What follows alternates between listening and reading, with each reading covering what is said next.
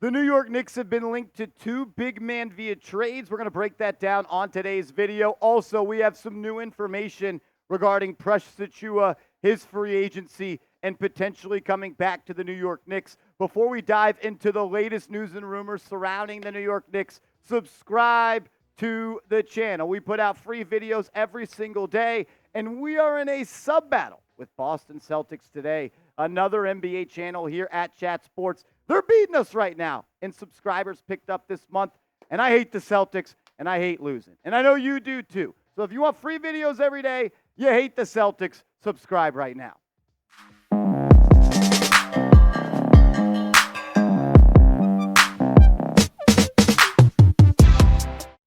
Welcome into New York Knicks Now by Chat Sports. I am your host, Marshall Green. Michael Scotto of Hoops Hype, NBA Insider, reported that the Knicks are showing interest in Jazz center Walker Kessler and Hornets center Nick Richards. Let's start with Walker Kessler, one of the best young shot blockers in the NBA. Still just 22 years old. He will be 23 once the season starts. Not really sure why Utah is making him available in trades, but a lot of NBA insiders says they have. He also is someone that played on Team USA with Jalen Brunson, Josh Hart, and Mikal Bridges this past summer. So maybe there's a relationship there. Maybe they've been talking to him a little bit, trying to get him to the New York Knicks. But I love the idea of adding a young 23-year-old 7'1" guy that in 2 seasons in the NBA is averaging 2.3 blocks per game. And I only think he's going to get better and better. He was better his rookie year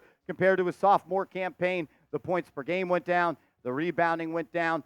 But overall, I think he is someone that could come in, whether it's in a backup role to Mitchell Robinson or he is the starting center for the New York Knicks. It would elevate their defense to one of the best in the NBA. Another thing that I like is he hasn't really been all that injured in his NBA career so far, playing 74 games his rookie season and 64 his second season. Walker Kessler can be the center of the future for the New York Knicks. He can move his feet. He's got soft hands. He can finish around the rim, is going to get better and will need to get better on the offensive end. But when you talk about defensive instincts, defensive IQ, the ability to block shots, help on defense, switch on to some guards, and just be the focal point of a defense, he could be that. And I think him learning under Tom Thibodeau could turn him into one of the best defensive centers in the NBA. We could look back 5 years from now if the New York Knicks pull off a trade for him and say that they got him on a steal of a deal. He's on a cheap contract right now, still under team control for 2 more seasons at less than $5 million. So it would be a great addition. But in life, in NBA trades, you got to give to get. You got to spend money to make money. And if the Utah Jazz are going to trade Walker Kessler, they are going to want a young, cheap, potential-filled player back and maybe even some draft compensation.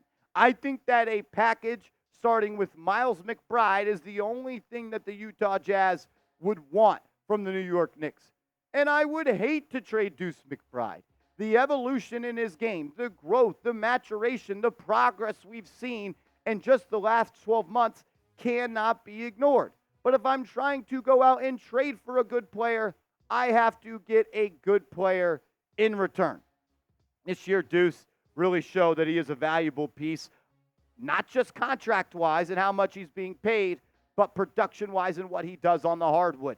Look at the progression. His rookie year, played in 40 games, averaged 2.2 points per game, and shot 25% from 3. Then you look at the next year, 25 to 29%, 2.2 points per game to 3.5 points per game. And then he became a serviceable player in the NBA this past year. 8.3 points per game, became a knockdown shooter from 3, one of the better catch-and-shoot guards this past year, shooting 41% from distance. And even in the playoffs, I thought he played pretty well. His career playoff averages in 21 games played this year and last year, 7 points per game, shooting 36.6% from 3. If you're going to make a trade, you want to get back a valuable piece, you got to give up a valuable piece. You can't just crack these people over the head every single time. You already did it in the Toronto Raptors trade. You had to give a lot to get Mikal Bridges. I understand that. And if you're dealing with Danny Ainge, the head decision maker for the Utah Jazz, you're probably going to have to give up more than you like. Danny Ainge does not do trades unless he knows he is winning the trade and you are losing the trade. And I'm not sure there's any losers in this trade. But I do think that Ainge would probably want you to attach a couple of second-round picks as well to get Walker Kessler. Good thing the Knicks left the 2024 draft with 6 second-round picks in their back pocket, so they could use that as currency to sweeten this deal. My question of the real ones is, would you make this trade A for accept, D for decline? Let me know your thoughts. As much as I love Deuce McBride, this is an easy accept for me. Not because I think that Deuce McBride's a bad player. In fact, I think Deuce McBride is a really good player. And I think that you're able to use his contract to get a really good player like Walker Kessler. But the main reason, outside of getting a player of need in Kessler that plays a position you need to add to, I'm interested or at least willing to listen to Deuce McBride trade offers is because where is he going to play next year? There's only 96 minutes at the point guard and the 2-guard spot in an NBA game. 48 minutes per spot. Brunson's playing 35, 38 minutes next year. Mikal Bridges, Tom Thibodeau knows he's never missed a game. He's going to run him maybe 40 minutes a night. And then Donte DiVincenzo is going to be your first guard off the bench. He was playing 48 minutes last night. Hell, he almost played 60 minutes in a game last year. Do we think he's not going to play a lot? DiVincenzo is going to be close to 25, 30 minutes per game. So what? There's 12, 13 minutes for Miles McBride. You just got to look at it with a clear eye view. There's not all that much opportunity for Deuce next year. You do lose something. You lose a guy off the bench that can come in and slow down other guards. I get that. But you're also adding a center that's reliable, 7'1", 22 years old, that could be in 5 years one of the best centers in the NBA. I would do the trade. I'd be sad to see Deuce go, but I'd be happy to root on Walker Kessler as potentially the big guy in the middle of a Tom Thibodeau defense for the foreseeable future. Let's talk about Nick Richards a little bit, the big man out of Kentucky, 7 foot, 245 pounds, 26 years old. And he had his best season of his NBA career last year, where he averaged 9.7 points per game, 8 rebounds, 1.1 blocks, and he shot 69% from the field. He's got some soft touch around the rim, solid player. I just think the financials of a trade make it a little bit difficult because Nick Richards makes $5 million per year. I'm not trading Deuce McBride for Nick Richards. I'll trade Deuce McBride for Walker Kessler, not trading him for Nick Richards. So therefore, who are you trading for him? It's tough, and I doubt the Knicks are going to hard cap themselves after trying to unhard cap themselves in this Mikal Bridges trade. You could talk about what about a sign and trade for Alec Burks. 1, you would need the Hornets to be willing to accept Alec Burks. 2, you would need Alec Burks willing to go play for the Charlotte Hornets. And 3, you'd have to be okay with the Charlotte Hornets, or the Charlotte Hornets would have to be okay with giving Alec Burks a 3-year deal. There's a lot of stuff that goes into sign and trades. Yes, you could just say it, and technically it could happen. It's not impossible. Does Alec Burks want to end his career on a 3-year deal playing for the Charlotte Hornets? Does Precious Achiuwa? I'm not so sure. Walker Kessler seems like the much more viable option.